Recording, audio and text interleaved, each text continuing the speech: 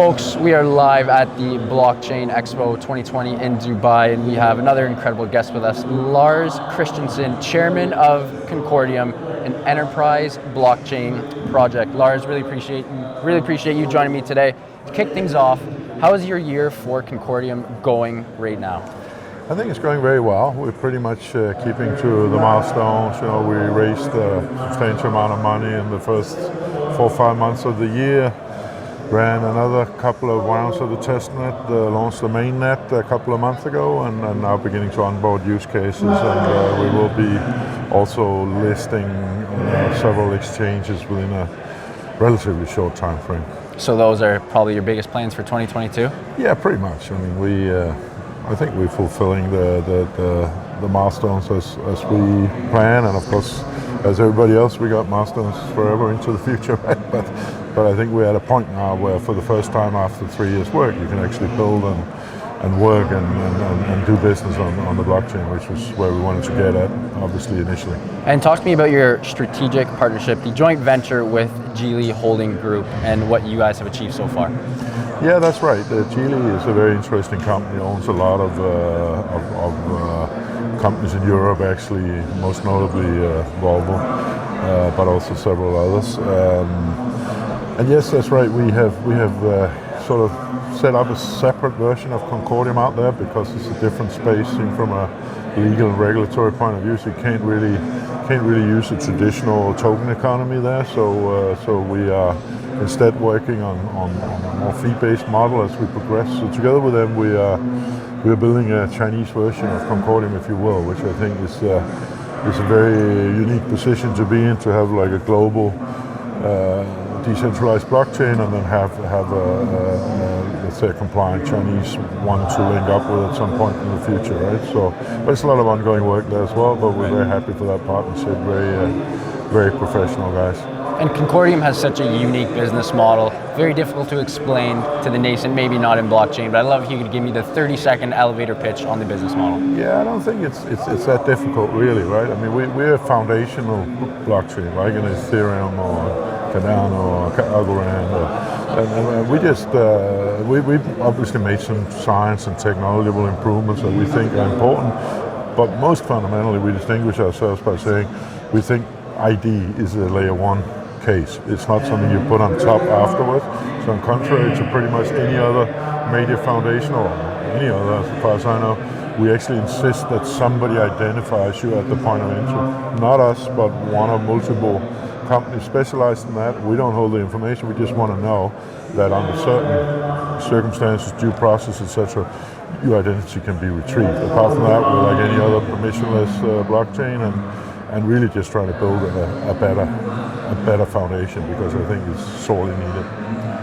Part of building a better foundation involves a really good M&A strategy. What is your M&A strategy, merger and acquisition strategy?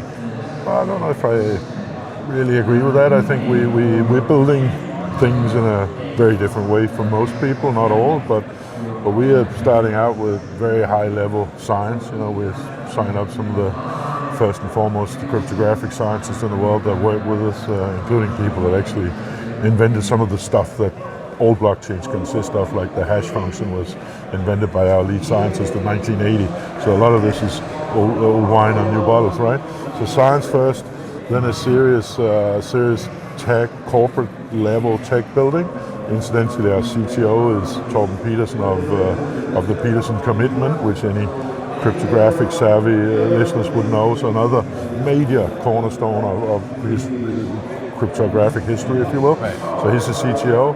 And then we have this business overlay, which consists of people like myself and several other people that have a lot of experience in the traditional business world. And I think that's really key.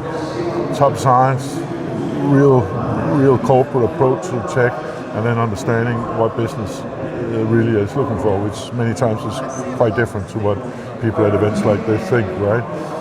So more solid way of building it. So I don't know if that's something you can really go out and do mergers and acquisitions and add things onto that. We're helping people build use cases on top, but I think really we're focusing on building the best and most suitable blockchain for business in the world. That's our goal. And in regards to 2022, what do you think are the most important trends for the next year? I think in the overall space, I would say interoperability is beginning to be a very big topic. Are we all painting ourselves into little individual corners, or is there space for somebody going across that?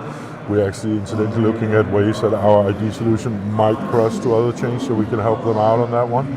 But I think interoperability is a very big thing. Clearly, NFTs is on a roll, right? And we're launching several NFT platforms, including one that I'm building separately for another company that I own. So NFTs obviously is flavor of the month. So that's going to, I think, continue to progress and show how that increasingly spreads out in tokenizations and ticketing and many other more sophisticated or additional uses of NFTs. And I think in general, I'm not so worried about competition, because I think this is a growing space. I'm extremely bullish of the space as a whole, and I'm directing nearly all of my family office investments in this direction now. But I think there's plenty of time to get it right, try a few approaches, and I think some of the people we see now being very high up in the system, I would want to see them actually interacting with critical mass before I would sort of say that's a done deal, right? So I think everybody that has the slightest interest in this should get involved now, because there's easily time to still come in and be part of it. And I think a lot of things can happen that we can't even predict now, because that's what happened with the internet, where I was also an early adopter. And we couldn't predict when the internet started out exactly what would be the winning use cases, and we can't here. The word metaverse. If I'm a betting man, I would say the metaverse will win the Oxford Dictionary's 2021 Word of the Year. Do you think that's a fair statement, and what's your take on the metaverse? Word of the Year, absolutely. I think you got a good chance. Project of the Year, I'm more doubtful, because I don't really see so much of these words converting into something new, and it's obviously been tried since Second Life to build some of these kind of functions. Second Life, you may not even remember it, but 2007, that was a big thing. We were actually, as my bank was one of the first ones on them, so we always like new technology. But I think it's good bet. I mean, people have been talking a lot about it. There's a long, long way to go before you'll have anything that remotely look like a metaverse, but happy to be a part of it. And in such a metaverse where you'll be directly interacting with a lot of people, I can tell you that the ID function will be more important than ever, because then you're actually up against projects and people on a much more integrated and invasive basis, I would say. So there you truly want to know what you're dealing with and have some ID function. So I think all of this plays into the same direction. There's a lot of good stuff in a distributed blockchain, but you have to marry it to more traditional ways of looking at life and business. Bitcoin, still the bread and butter of the crypto community. Where do you see Bitcoin going in the next 5 to 10 years? I've been predicting stock prices and fiat currencies for many years, and had brilliant people paid a lot of money to do it, and I know they fail as often as not. So I wouldn't want to make a prediction. Of course, Bitcoin is important for the entire community, because it brings money into the community. It makes people risk on, willing to do investments. I think Bitcoin will be less important than most people think, but what that exactly means, I don't know. But I think there are far better and more interesting solutions on the way. And but Bitcoin is frankly a bit of a religion, and if there's enough believers, it can last for a very long time. It's not the new gold in my view, but that's been around for 40,000 years, and I don't think that'll be easily outcompeted. But I like Bitcoin going up. That's good for everyone. I'm not heavily invested in it now. I think there are more interesting opportunities out there, to be honest, on my sort of separate family office approach. But it's very important. If Bitcoin goes in the hole, everything else a lot of it will be dragged down, and vice versa. So, trends for 2022. What do you see very quickly? Last question to finish up. Your best investment trends or investments for 2022. Apart from either you're operationally or directly involved in a project, because that really is the way that you stay in for the very long haul. I spent 26 years making my millions out of Saxo Bank, and I'm prepared to spend what it takes here to get this project right. So. Because being directly involved forces you to stay. You can't just liquidate along the way and miss the big moves, right?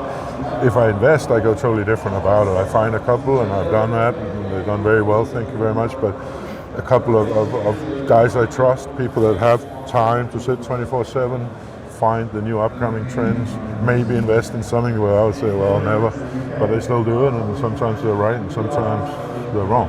So for me, if you wanted to invest, you got to go broad. It's very unpredictable who's going to win here, but you do see that the people that at least temporarily or permanently does well have enormous multiple pickups, so you can afford a few losers here and there, right? So, but the space overall, I believe, will continue to increase because it has a lot of, not necessarily wild speculation crypto, but the blockchain space overall has huge potential and will continue to prosper and get more and more adoption. Lars, really appreciate your time. Thank you.